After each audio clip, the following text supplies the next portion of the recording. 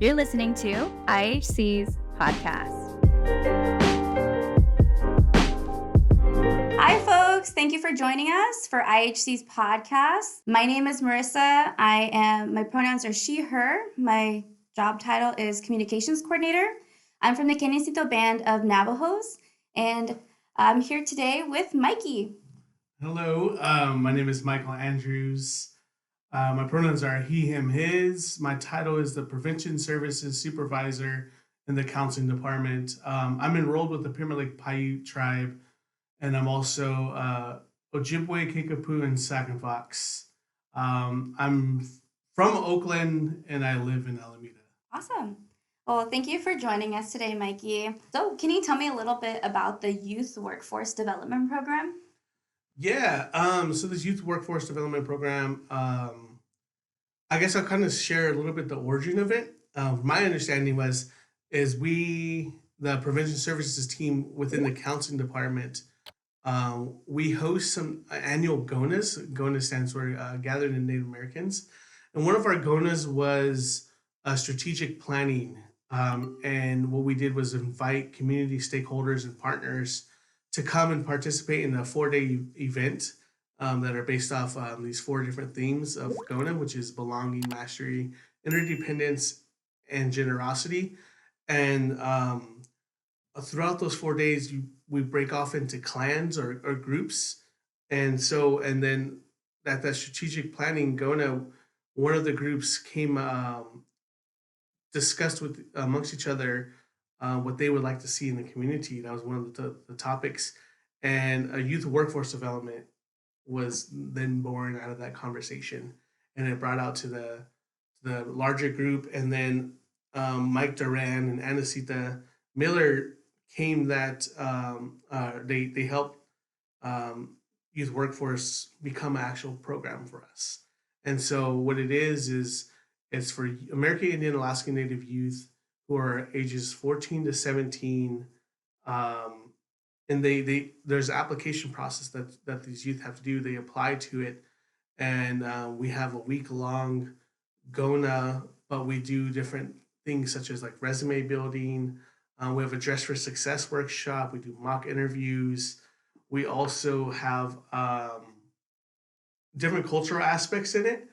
Then we do financial literacy, and during that week, the youth will get paid for it. Mm-hmm. So you show up on time, you show up every day. It's kind of like a job. So they'll have like a job for 1 week, and they learn how to do all these different things around the workforce. And we bring in many different presenters to come in and share their knowledge. I think one of the highlights that we do is we bring in Native professionals. So in the past, we've brought in some folks who have their own business, some entrepreneurs, so such as like Urban Native Era. We brought in Joey Montoya to be one of the panelists. We brought in a muralist named by the name of Carlos. I cannot remember the last name, my apologies, but he does a lot of murals here in San Jose. And then we just bring in different folks to come and share their knowledge and share their journey with our youth. You know, there's many ways into the workforce, especially now. You know, it's not just the normal 9 to 5. Like there's so many ways you can get money, and so we like to just invite those individuals who are doing that, and so our youth can see that it is achievable. And and so what we just spend those 4 days with the youth, and we implement a lot of cultural aspects and different cultural things and throughout the day, because we believe it's important that as American Indian people that even within our workspace that we can still have our cultural identity and still practice that. You know, like you and I are very lucky that we work here, or if you work at an Indian health organization, you know, we can smudge throughout the middle of the day and nobody's going to be like, what the heck are you doing? You know, like you don't have to go hide in your car and, smudge off there. Like you can literally just do it in your office, and then, your team might see you and they might join you. But it's not like that a lot of places.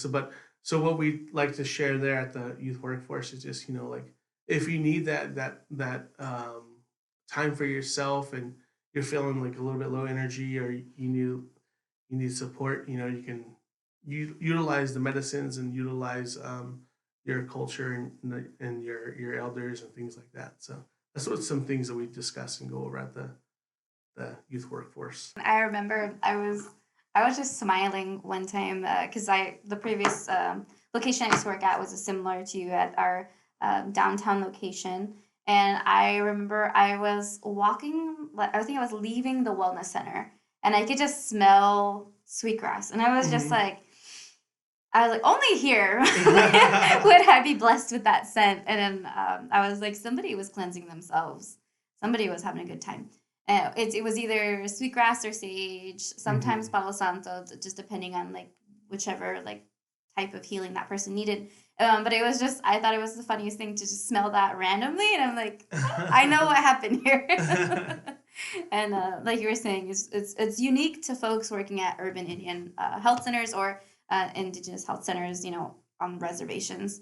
And just that we're able to do that. I also am a student at San Jose State University, and there they have the Native American Native American Indigenous Student Success Center. Mhm. And at one point in time, they were doing smudging for like 5 seconds until SJSU officials were like, no burning anything Oh wow, indoors. yeah. So they got shut down real quick. So, I mean, while they did try to have that type of cleansing in their center, it's still challenging, the logistical stuff. Mhm. So they were like, you can smudge outside, but nowhere near grass and nowhere near a building and Oh wow. maybe not in a parking lot. Dang, yeah, a bunch of little hoops, huh? You have to jump through. Yeah. It's a fun time, but I mean, I get the fire aspect of it, Mhm. just the hazard. And I hope San Jose State figures that out for folks who need it, because I mean, Definitely. it's a part of our spiritual practice, and we should be able to do that. Mhm. So let's see, what kinds of things do folks come out with from the Youth Workforce Development Program? Like, what do you feel are some core principles that the kids who go through the program should know? Yeah, I think after when they come out, you mean? Mhm. I believe they come out with more confidence in their resume, more confidence on how to answer questions in a job interview, and then they come out with more of a cultural understanding and of that self care, but culturally, how do we do it? And so I think those are some core principles that a lot of our youth have came out. I think what's really cool is we're one of our old youth from our youth workforce development, I believe worked with you all here for a little bit and had like an internship, and then recently we just hired them for a part time position within our team in prevention services. So and I was on the interview. I interviewed this youth, and man, they interviewed really well. I was like really proud, and I was like, I know they learned this from youth workforce development. So I think just seeing that like firsthand was like, I know for a fact that they come out more confident in how to answer interview questions and just be more confident in how to dress for interviews. So especially when you're young, sometimes you think something looks good, but it's not appropriate. You know what I mean? So like that's something we go over too, but we do it in a fun way, in a more interactive way too. So I think that's really helpful because it's not like we try not to have like a classroom style where you're just sitting and being taught at the whole day. We try to make it more interactive and just be more relevant to the youth, more engaged. Nice. What are some go-to tips that you give the youth who come through the program, maybe about interviews, like you were saying, like how to dress, for instance? Yeah. So that Dress for Success workshop is we in the past we reached out to different organizations and even within our staff here, because I know we have like over 200 staff. If they have any extra like work business casual clothes that they could donate. And so what we would do is we get all those clothes, and then we do a fun game of like, what do you think is appropriate to wear for your first interview? And so the youth, we like I said, we meant it's a Gona, so we split them into clans and groups. And so it's like we do like a little friendly competition, and they compete on how to dress a mannequin or just lay out the clothes on the tops, the bottoms, and shoes and things like that. And I believe that's what they learn really well. That's one of the things they can be more confident and then afterwards too, we take in the past we've taken youth shopping, and they were given like I think a $200 or $300 stipend to buy work interview clothes. So we would take them to the Great Mall, and they would buy like some youth would have suits, some would have nice dresses or pantsuits and things like that, and shoes and belts. So I think this is one of the things that they learn and right away is just how to interact with your employer, and then how to interact with your colleagues too. Yeah, I think everybody would benefit from a program like that. I was going through a montage of all the different outfits I've worn for different interviews. Before this position, I was working mainly in the fitness industry for the last 14 years. Mm-hmm. And I mean, for that one specific, because you could wear workout clothes to go do a job where you're going to be teaching a group exercise class, no problem. But then there would still be folks who would come to the interviews dressed in like suits or dresses. And I was like, did I need to be this professional for this interview?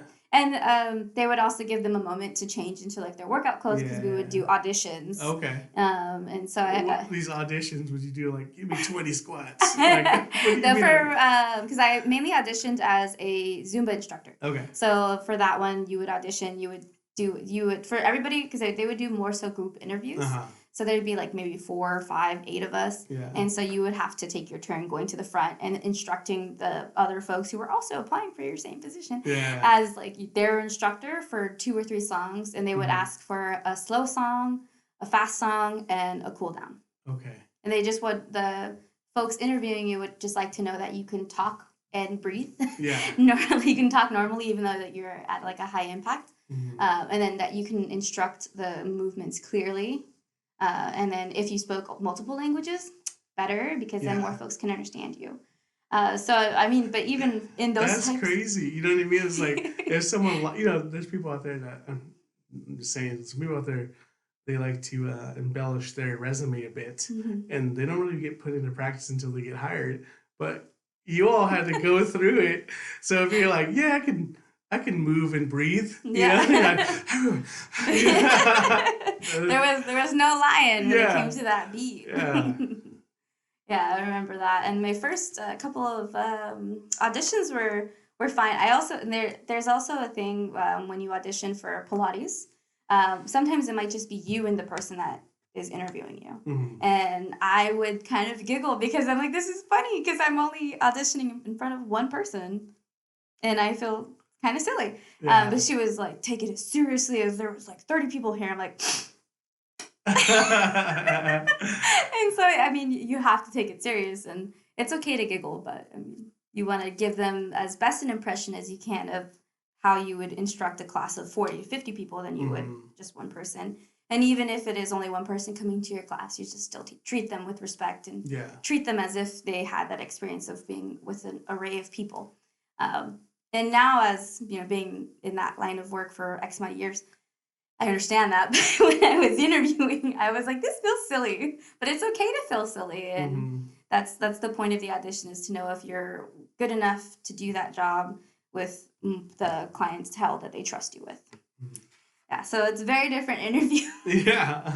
Interview set from like the traditional work setting to the fitness industry. But I mean, I think the folks who did come dressed like for success, as you say, and like dressed more professionally, like a suit or like a dress, and even if they did end up switching into fitness clothes, I still think that they made a really good impression. Meanwhile, I still got the job though, but I'm just saying. Like you said, you got to be able to breathe. You got to be able to breathe and perform well. Yeah. Sometimes it's a balance. You have to be professional, but also know how to do your job is to be able to do it well. Yeah. Were there any challenges that Prevention Services had when implementing this program, or even working with kids? Because I know, or working with the youth, because I know, like, it might be a challenging time in their lives, depending on like where they are in their teens. Yeah. There's always challenges every year we plan. One of the biggest challenges we always face every year is location. So it's like we get like 20. I think last year we had about 19 or 20 youth signed up, and then there's like 10 staff there too, so that's like 30 folks. And like, what location we don't do we have that we can house all these folks for 4 days from like a 8 to 5? And then we need a big enough space to have our groups and have our discussions in breakout rooms, things like that. So location sometimes plays a huge part in that challenge for us. In the previous years, we've always done it at the Independence High School, and then it's always worked really well. But we had an inside person there. We used to have an inside person. That inside person was used to work there, but no longer does in these past few years. So, but that has been a challenge. And I think another one was just kind of getting. I guess this would be a challenge, but we had lots of help from the parents. Was getting youth buy-in. Showing up every day on their breaks. So we would do this during their spring break. And, I know when I was 15 years old, I chose to sleep in on my break versus waking up at 7 a.m. and getting ready and attend a workshop that's, from 8 a.m. to 5 p.m. Mm-hmm. I would definitely would have chosen sleep. But I think their parents are very supportive and encouraging. And plus, having the incentive they'll make like a few $100 for just coming in and learning some new things. It's always kind of helped us overcome that challenge. I guess another challenge, let's see, would be is something very silly, but sometimes getting our presenters. Sometimes we ask these folks, and it's all community based, so sometimes we don't have an honorarium to offer, and so these folks would come in on their own time, and sometimes last minute changes, things happen in life, and we have to scramble around to fill that workshop. Mm-hmm. Unfortunately, we haven't really ran into that, but it's just been a challenge of just finding folks to do things such as financial literacy, doing resume building. We partnered with HR department before with Roland. Shout out Roland. Him and his team came out and did some resume building with our youth. But you know what I mean. They're super busy. They manage like this huge agency with over 200 employees, and they took out their time to come and help us for a few hours out of the week. So there's just a few of the challenges that we face when planning youth workforce. Just like finding the folks to present, making sure you get all the youths. Yeah, the youths, 2 youths. The youths. So that's really interesting, making sure that you get all the presenters in a row, and then if those don't really fall through, then you gotta scramble and find other ones. And then with the youths, it's ensuring that they'll actually show up, because again, it's their break, and that is a time to sleep in. And if you choose to do that, great. But if you choose to make a little bit more money and learn a little bit about how to secure your financial well-being and your probability of attaining whichever job you desire, that it would be a good thing to put like in your personal bank for yourself. So those are some interesting little challenges. What's some ways that you find to overcome? So for the youths, I think it's like you said, the stipend is like a really big part. And then just like even learning these things that will help them in the future. For the presenters, what's something that's helped? Yeah, I think just getting their buy-in. I think lots of presenters really enjoy hearing about the program, and they want to help and give back to the community. So I think if we have faced where a presenter wasn't able to come, we were able to find one really quickly, or they recommended someone to help us out because just the cause. The cause was just good. And then location wise, we're fortunate to at Indian Health Center we have a lot of partners and friends that work at different places. So, Head has been a huge, um, he's played a big part in helping us find a location for our youth workforce, such as Independence High School. That inside person we had, that was his wife. Is his wife? She used to work there at Independence High School, so she helped us get in on the inside. Mm-hmm. And then yeah, just having partners and friends and allies just to kind of help support. And that kind of goes into outreach, what your guys' department, and when you share our flyers and share our information, we can show that to our folks and our community partners, like this is what we're doing and this is where we need help in. So things like that always help with those challenges. Awesome. Shout out to Corina Herrera Loera. Yes, big shout out. Yeah. So, what are some goals that Prevention Services has for 2024? Ooh, yes. We Some of our goals is producing a lot more content for IHC to share. We've hired some new staff. Looking forward to that, working with them around in our media team. And so other goals that we plan to do is just always get more folks, more American Indian Alaska Native folks to come and participate in our programming. All of it's free. We don't charge for any of our programming, and we feed. So that's a big plus. And so you come, you get free dinner, and then you get to learn something. We have some cool programs coming up. Our ongoing programs, such as our Powell Song and Dance class, which happens on Tuesdays from 6 p.m. to 7:30 at the Roosevelt Community Center. And then we have our Youth Empowerment Program, which is monthly. The location sometimes is at our 602 site. And then we have goals would be look out for our cultural arts program. We're going to start revamping that again. And I believe one of the wishes that we heard from community was a ribbon shirt making class. And so we're going to be doing more of those. In the past, we've done, moccasin making, ribbon skirts and things like that. So just more of those cultural programs, more youth programs. So our youth workforce development is going to be coming up. We have it scheduled for April 9th through 12th. It's Tuesday through Friday. We are planning on that. And then we're also planning on another mini powwow coming up soon.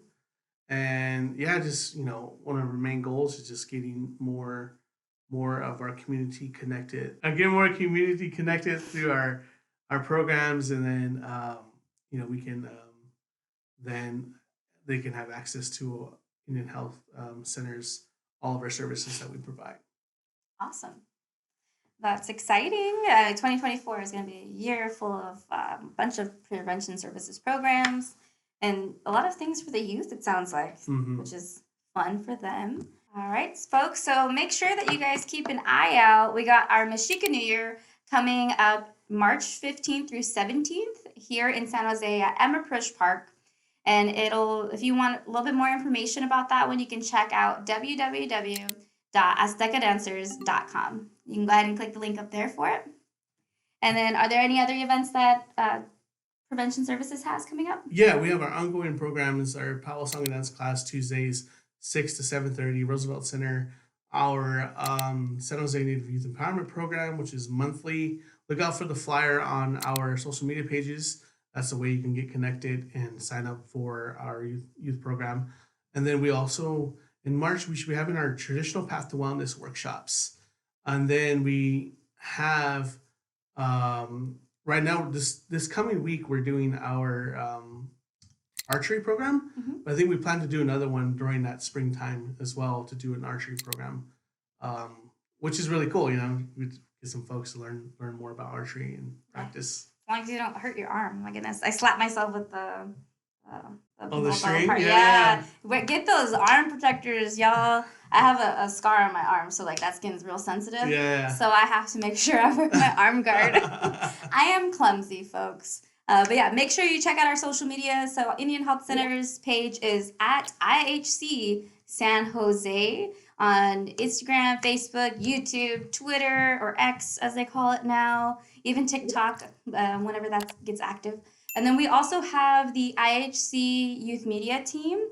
So you can check them out as well on Facebook. It's IHC Youth Media.